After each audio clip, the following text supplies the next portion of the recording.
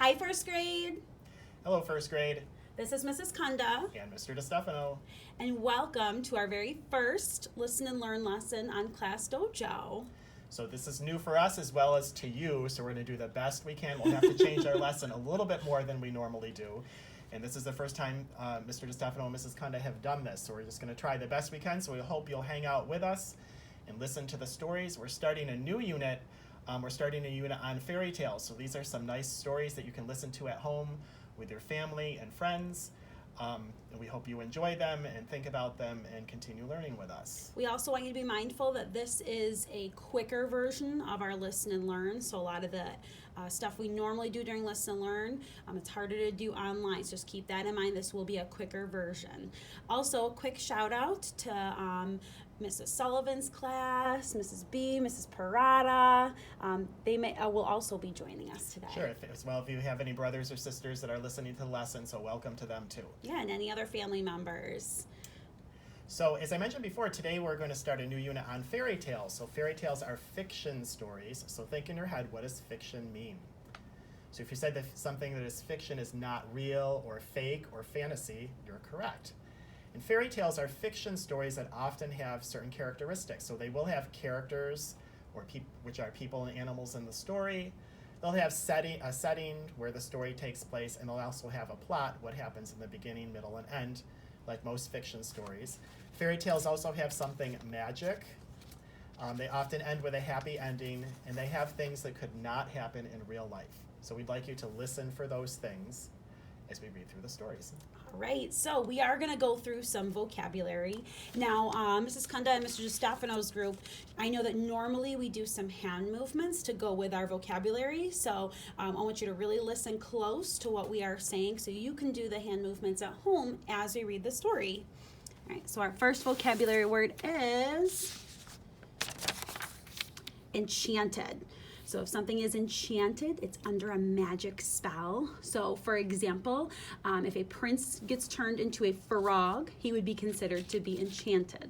So every time you hear the word enchanted, I want you to wave your own magic wand. So you can use your finger or your pencil or a pen or a marker, whatever you happen to have at home. Or just play pretend. Okay, and then going along with Mrs. with that word is, can they see that? Yes. Here we go. The word is spell. Now you know that we spell words in class. Your teacher asks you to spell words like cat is C-A-T. This is a different meaning of the word spell. And this word spell means a group of words believed to have magical powers. So when Mrs. Kunda showed you the word enchanted, if she had said words before she made something magic happen, that would be a spell. So you might have seen, like maybe in a Disney movie, where there's a witch, she says some words and waves her wand, and then the prince turns into a frog. So the words she said would be the spell. All right, so for spell, make sure that you point to your mouth this time and then wave your magic wand. So let's say that in a sentence. A spell is words or groups of words that have magical powers. All right. Okay. Our next word is prick. Now this is to make a very small hole or a small cut with something that's really sharp. So for example, if you were to touch the sharp end of a pencil, it may prick your finger and ow, you might jump back and say ow, or it might cause your finger to bleed. Okay, so to show for prick, I just want you to pretend you're touching something sharp, ow, and then pull your hand back. Okay, and as you can see in the picture, we can see where the person pricked their finger. And our next word is wisdom, which is knowledge and sound judgment that gives you the ability to make good choices. So let's shorten that a little bit. Wisdom is when you use your brain to make good choices. So let's say that in a sentence. Wisdom is when you use your brain to make good choices. So someone making good choices follows the rules and makes sure they get their dojo point in class every day. That's one example of wisdom. To show for wisdom, if you want to play along, every time we say the word wisdom, you can just point to your head. Great idea, Mrs. Kunda. All right, and then the very last word is the word virtue. Now, the word virtue means goodness, and to use that in a sentence, you might say, the people in the land tell many stories of the virtue, or goodness, and kindness of the queen. Now, if you want to play along at home, every time you hear the word virtue, give us a thumbs up. Okay, so let's move on to our story. So our story today, our fairy tale, is Sleeping Beauty. Before we hop right into that sure. story, can I just show the journal entry? Sure, that's right. I forgot about that, Mrs. Kunda. Thank you. All right, first grade. So after we're done reading the story, we'd like you to write about your favorite part of the story and share it with a family member, or even take a picture of it and upload it to Class Dojo so Mr. Stefano and I can see it. Yeah, that would be great. We'd love to see what they wrote. Yeah, or even just type it in the comments and tell us what your favorite part of the story was. We would love to see your answers. If there's some people listening who writing is difficult for them, just try to use your sounds and write the sounds for the letters you're trying to say. And then when you read it to us, we'll all know what you're trying to say. Exactly. We can't wait to see your responses. Okay, so we are going to jump back in the story.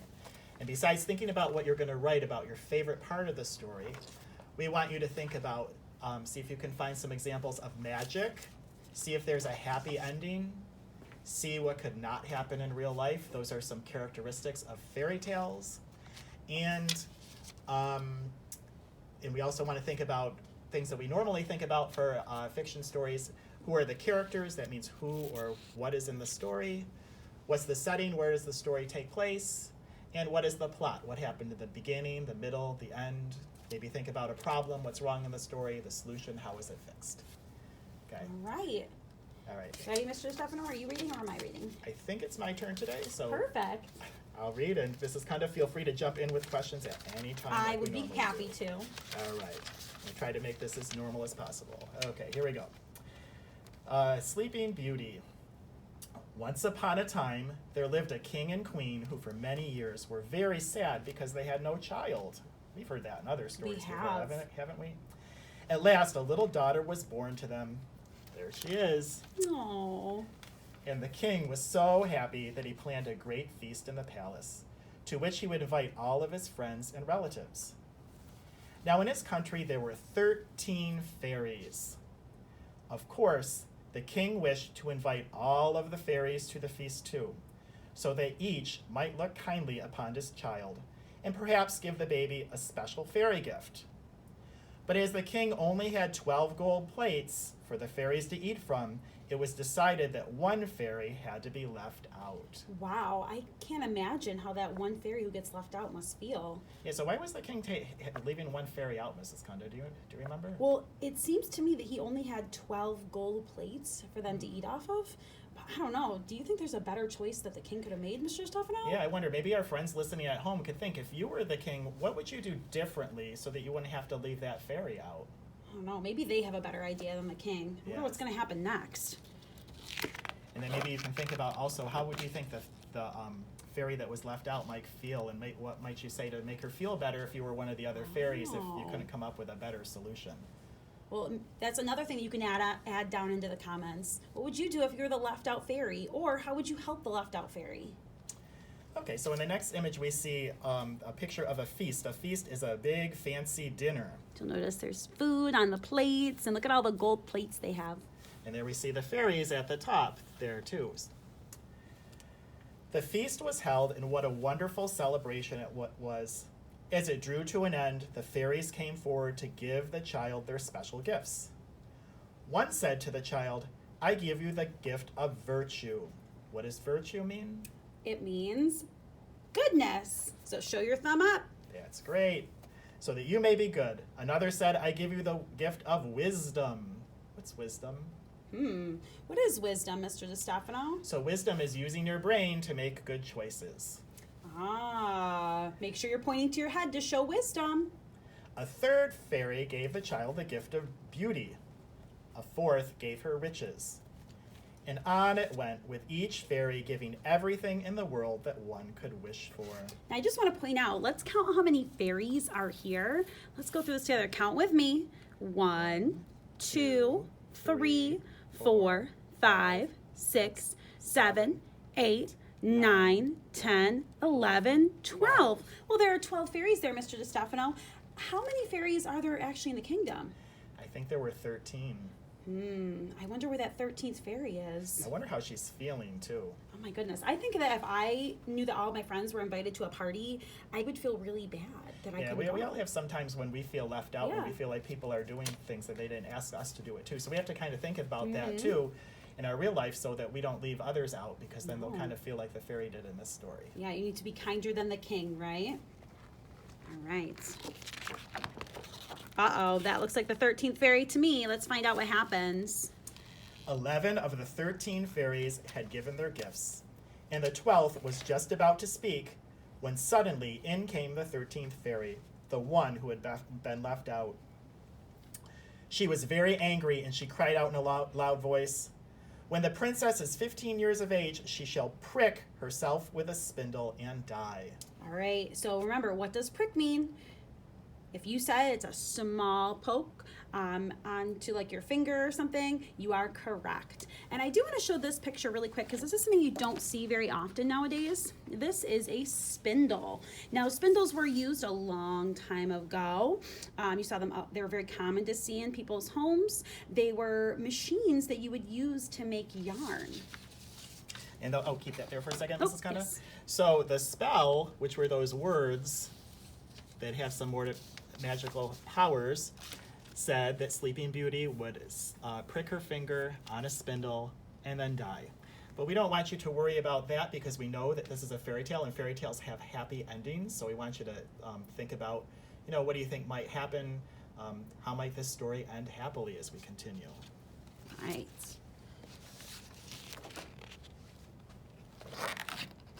Okay. Without another word, the angry fairy left the hall. Everyone was terrified at what she had said. Then the 12th fairy came forward and said, "I cannot undo the evil spell," which means she can't get rid of it, "but I can soften it." That means she can make it better. "Here then is my gift to the child. The princess will not die, but she will fall into a deep sleep for 100 years. Let's think about that, Mrs. Kunda. Can someone really live for 100 years? I don't think so, Mr. Stefano. I think that that's a long time for somebody to go to sleep. So that must be another example of magic or something that couldn't happen in real life, which shows us that it's a This is a fairy tale. The king was determined to protect his child. We learned about determined, right? That he's going to do it. He's going to protect his child and keep her safe. "Surely," he said, "my daughter cannot prick herself with a spindle if she ever sees one." So he gave an order that every spindle in the kingdom should be burned. Okay, so remember, that's what a spindle looks like. So why is the king burning all the spindles in the kingdom? I want you to think about that. Answer that in the comments. Why would the king be burning all the spindles in the kingdom? Yeah. And do you think that's going to work? And notice, I don't know if you could see. I don't know if I can zoom in just a little bit. You can see where somebody might prick their finger on the spindle. There's a sharp needle at the top. So I think Mrs. Kunda, he's getting rid of all the spindles to make sure that she doesn't prick her finger, and then that spell won't be able to happen. I wonder if it's going to work. Yeah, do you think that was a good idea? Do you think that will work? Why don't you think about that? Yeah. If someone's watching this at your house, maybe you guys can talk about that for a second. Agreed. All right. Okay. Well, there's the princess. She's all grown up, and all the fairies' gifts to the child were plain to see. She was good, or virtuous. That's Show us one of her virtue. words. Yeah. She was wise, so everybody should point to their brain, use their head to make good choices. She was kind and beautiful. Everyone who saw her loved her. On the day she turned 15, does anyone remember why the number 15 is important? Oh, think back to what we read. So remember that the evil witch, she cast her spell and said that this was going to happen when she was 15. So supposedly she's going to prick her finger on the spindle and then fall asleep for 100 years. But, Mrs. Kunda, the king did get rid of all the spindles in the country or in the area. So do you think that's going to happen? I don't know. We'll have to see. I don't know. I'd be a little nervous if I were her. So what do you guys think? Think about that in your head. Do you think she's going to prick her finger, or do you think that the king's plan to protect his daughter will work. Why don't you think that over in your head as I continue reading? So the king and the queen were away from the palace. The princess was left on her own, and she wandered about the palace, looking into all sorts of places and peeking into rooms that she had never explored before.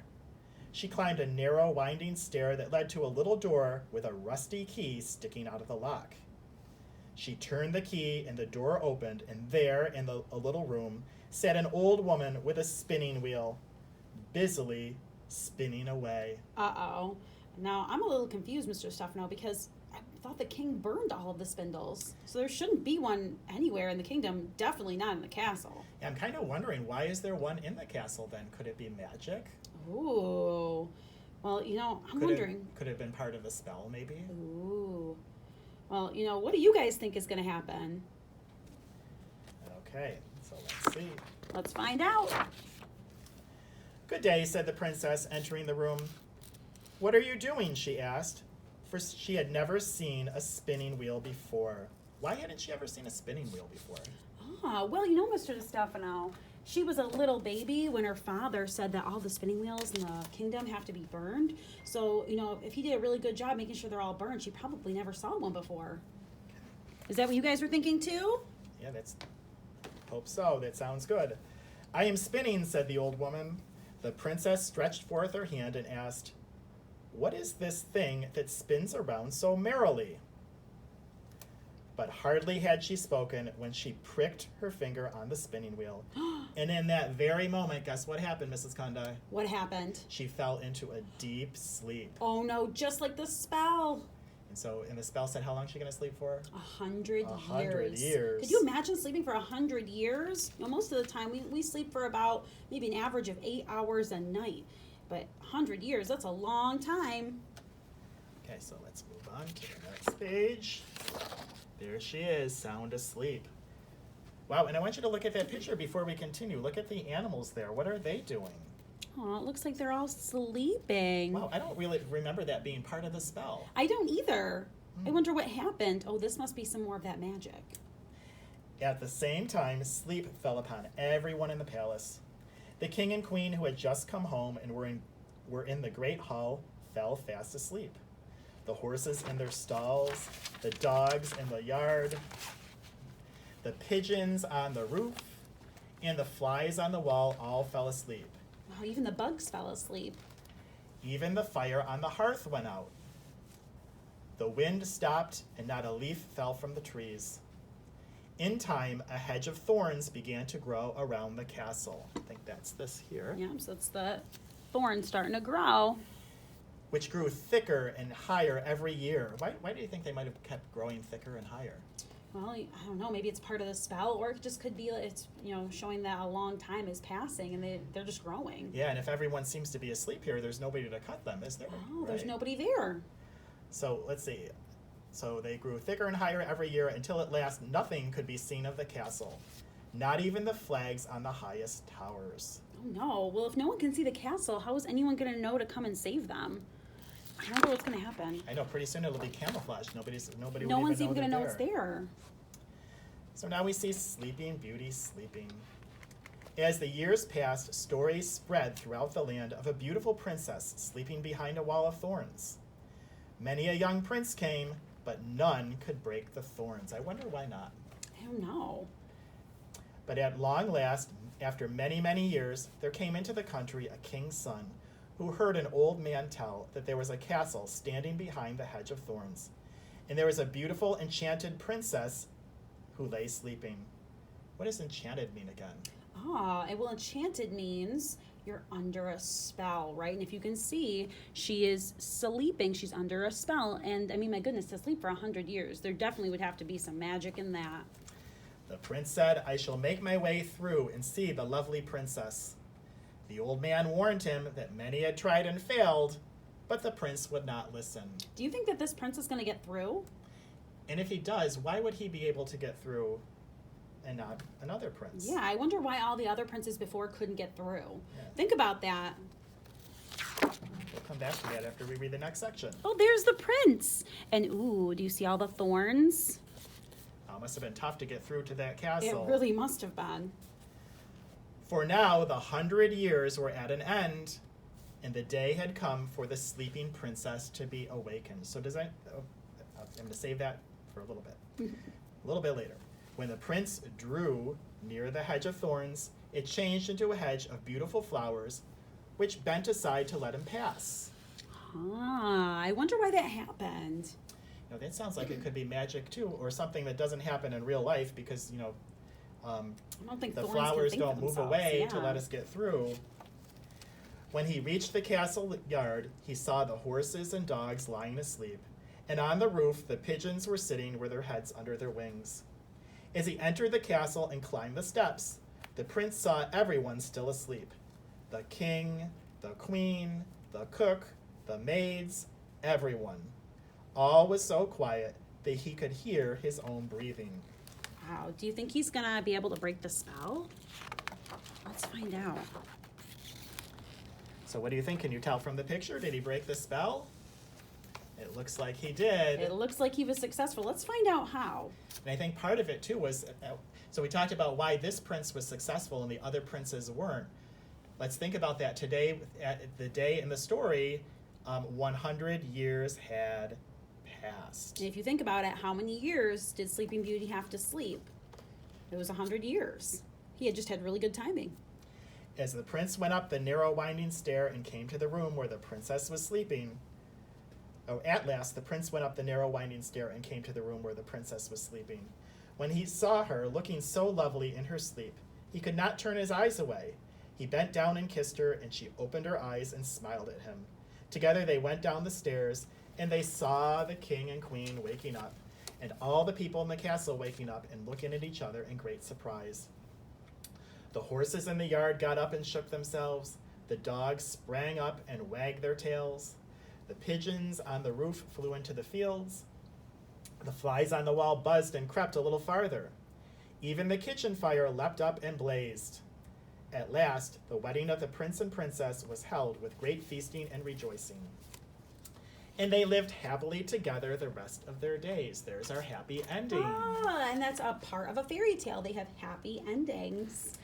You know, I forgot to mention in the beginning, Mrs. Kunda, that sometimes when we read these stories, especially when we read fiction stories, we think about the lesson or what the story teaches us. So Yeah. maybe our friends listening can think about, what do you think this story is trying to teach us? Think about the problem in the story and how the princess was put under that spell, and think about what might have been done differently to prevent that, maybe if someone had acted differently. You know, I always think about that king. You know, this kind of goes right back to her father, the king. You know, would things have been different if he had just been a little bit nicer, if he had just included everyone? So maybe our lesson might be to think about other people's feelings, or to include everyone and not leave somebody out. Because kindness matters, and this is a story that really shows how much kindness really does matter. My goodness. Did anyone figure out what is the setting of the story? What is the setting of a story? If you said the kingdom, you are correct. Yes, especially at the palace. So the story is where the setting is where the story happens. We have our characters, the prince and Sleeping Beauty. Sleeping Beauty. Thank you, Mrs. Kanda. The king, the queen, the fairies. Those are all characters. Okay. All right. Let's move on. I think that's Actually, the last page. of the story. Awesome. So I want to know, at the beginning of a fairy tale, why did the king and queen have a feast? What was the point of that feast? Do you know? Well, if you said to celebrate the birth of their daughter, you're correct. And who was invited to the feast?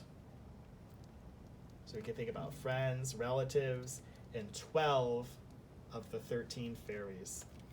Can you think of any of the gifts that the other fairies gave the princess? Some that I remember were virtue, wisdom, beauty, and riches. What gift would you have given the princess if you were one of the fairies? What is virtue? Oh, So that's one of our words, virtue. Remember, virtue. Let me it see if means I can find- goodness. Goodness. Show your thumbs up. Okay. And our word wisdom, which means using your brain to make good choices. Point to your head. Okay. Wow, so it sounds like that princess got some really great gifts for her birthday. I think we already talked about number 4 when we think went we into that did. story, and actually number 5 too. Yeah, that 13th fairy. Why was she angry? Well, if you remember, that poor 13th fairy, she was not included in the feast. And, you know, the only reason that they didn't include her was because they didn't have enough gold plates. Wow, I wonder if that king could have made a different choice. How did the 12th fairy, who had not yet given her gift, and then the king try to solve or fix the problem of the evil spell? Ooh.